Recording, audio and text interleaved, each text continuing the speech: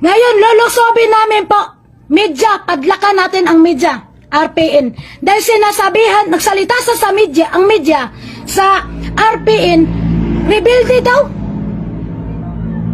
Rebelde daw kami. Ipapatay takaw.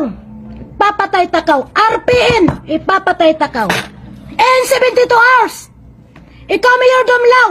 Ikaw, Hippie Police. Mga bakakong kamo, nagpa-interview kamo. Ikamo ang nakiusap kay Dato Adlaw.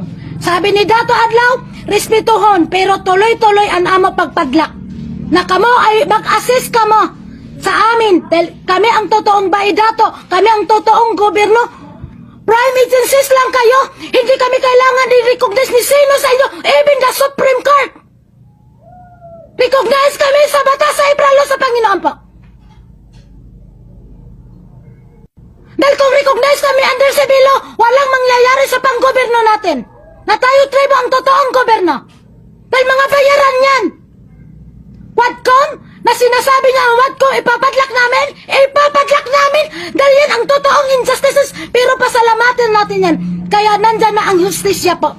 If the law is the Bible of the tribes, justice is God, God is justice.